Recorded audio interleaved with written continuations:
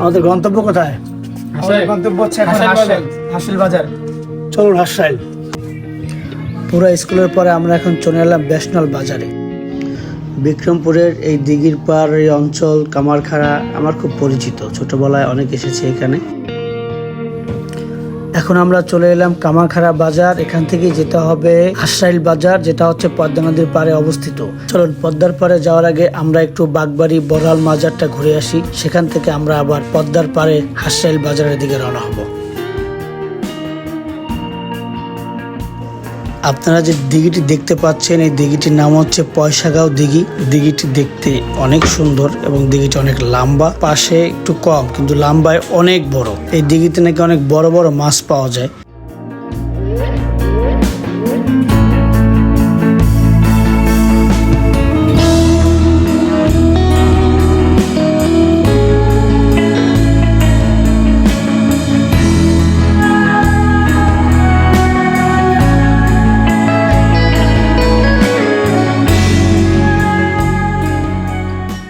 আসসালামু আলাইকুম, ভালো আছেন মুরব্বী? এখন চলে এলাম বাগবাড়ি বড়াইল দরবার শরীফ। এই জায়গাটা দেখতেও সুন্দর, দরবার শরীফটা অনেক সুন্দর এবং আপনারা এর সামনের গেটটা দেখলে সত্যিই অবাক হয়ে যাবেন যে এটা কত বড় এবং দেখতে কতটা আকর্ষণীয়। দেখুন বাগবাড়ি বড়াইল মাজারের সেই গেটটা কত বড় এবং দেখতে কতটা আকর্ষণীয়।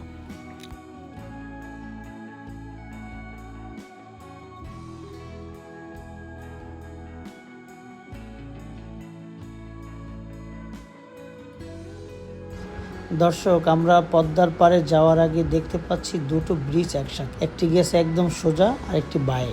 তো আমরা বাঁয়ে মোড় নেব, এখান থেকে আমরা পদ্মার পাড়ের দিকে চলে যাব।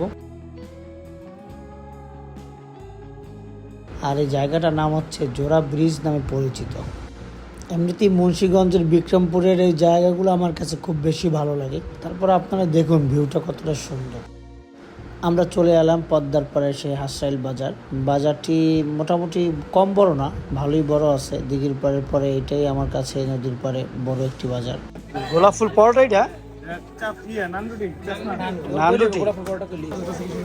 সামনেই হচ্ছে পদ্মা নদী এবং এই নদীটি অনেক বড়, কিন্তু আপনারা এখানে দেখতে পাচ্ছেন ছোট, কারণ এই শীতকালে নদীটি একটু ছোট হয়ে যায়, চর পড়ে যায়। বর্ষাকালে নদীটি আবার অনেক বড় হয়ে যায়।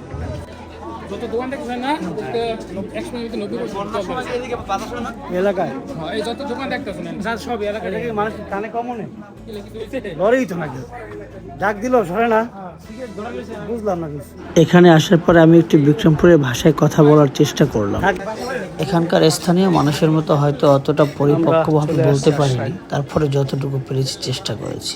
এই হচ্ছে পদ্মা, সর্বনাশা পদ্মা। ভাঙতে ভাঙতে এখন তো চর পড়ছে মাঝখানে, বর্ষাকালে পুরোটা একদম দেখা যায় যে কত বড় নদী। হাসিল পদ্মার পাড়ে অনেক ছোট ছোট দোকান আছে, রেস্টুরেন্ট আছে, খাবার জন্য ফুচকার দোকান আছে। আপনারা আসলে এখানে খেতে পারবেন। এই যে শীতে হাসিল বাজারে সবচেয়ে বড় শিক্ষা ভাবে এখানে পাওয়া যায়। এই শিক্ষা ভাবের টেস্ট শুধুমাত্র এই হাসিল বাজারের মানুষের শিক্ষা ভাব খাইছো। তুমি ভাজ্যা খাইছো না প্রায় পুরো খাইছো? বেদের মেয়ে জ্যোৎস্না তো 90 সালে শেষ হয়ে গেছে। তুই যদি 24 হাজার তোরা তো বেদের মেয়ে ছিল তাহলে আমরা ফ্রিতে যাইতে পারতাম। পাথরের খোয়া একটা পাহাড়ের মতো হয়ে গেছে, তো সেখানে আমরা উঠলাম। ওঠার পরে পুরো পদ্মা নদীর পাড়টা ক্যামেরা বন্দি করলাম। দেখুন কতটা সুন্দর লাগতেছে এখানে। আমার কাছে অনেক ভালো লাগছে, ওদের কাছেও ভালো লাগছে। আপনাদের কাছে কেমন লাগছে জানি না, অবশ্যই কমেন্টসে জানাবেন। অনেক সুন্দর একটি সময় কাটালাম। তো আমরা এখন এই পাথরের খোয়ার পাহাড় থেকে নেমে যাচ্ছি।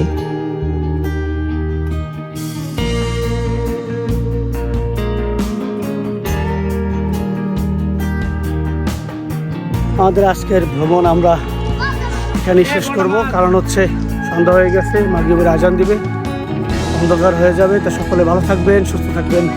আসসালামু আলাইকুম। পরবর্তী ভিডিওতে আপনাদের সাথে আবার দেখা হবে। সকলে ভালো থাকবেন। টাটা।